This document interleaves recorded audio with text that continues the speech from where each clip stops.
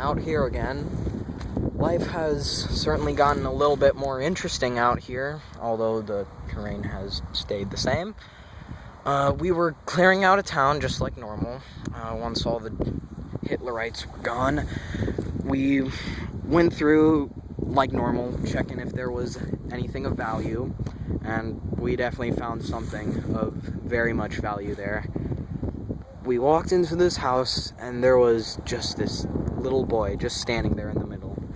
No parents, no family, no one else alive in that town except that little boy and us Russian soldiers. So we asked him so many questions and lots of things, and we took him in to our camp, gave him food and water, and he just would not talk, no matter what. He would not say a single word, and I don't blame him after what he must have saw. I can't imagine what the Germans do to people.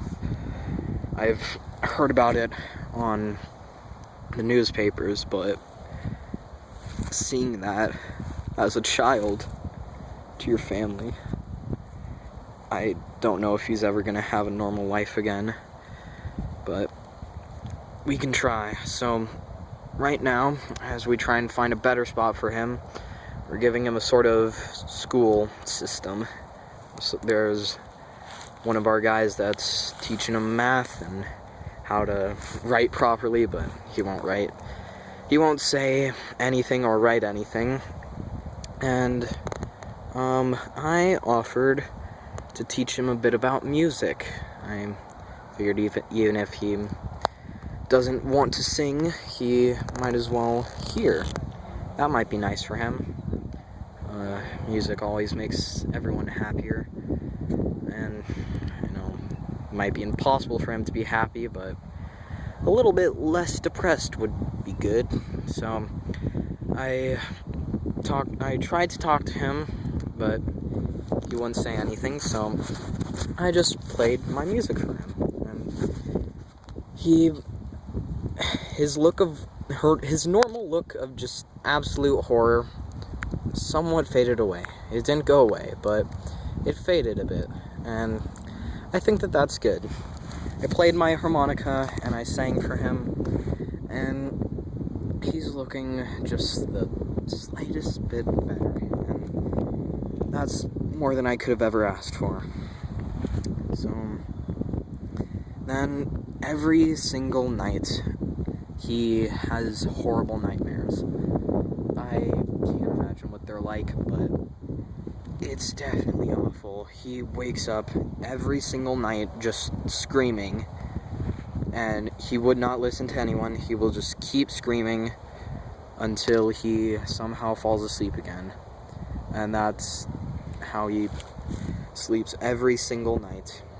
So one night, our commissioner just got tired of it, and he told us that he must be quiet.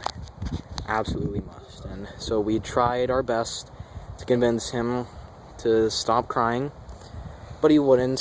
He would never listen. So our commissioner drew his sidearm, and he said it much more serious this time. That boy must be quiet.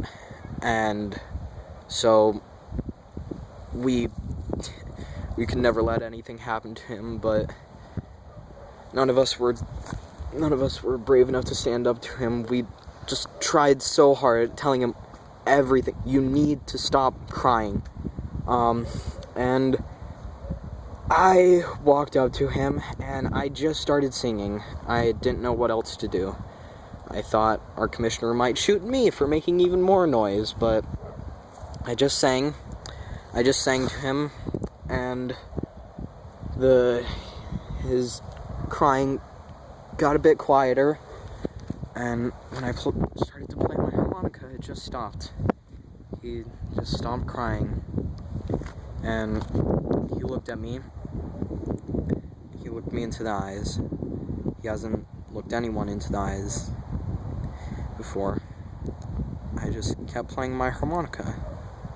And when I was done with the song, he went back to sleep. And out of all the gun violence, cut that. Out of all the shootouts that we've been in,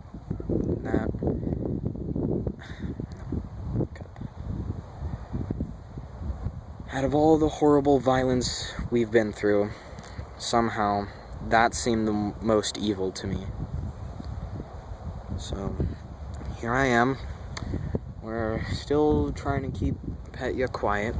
No way, you don't know his name. Somehow, out of all the violence that we've seen, no, I need to get this right. Somehow, out of all the horrible violence that we've seen, that somehow seemed the most evil. So, here we are, still trying to make him feel a little bit better, and I'm still singing to him, and the best that I can hope for is that it makes it a little bit better.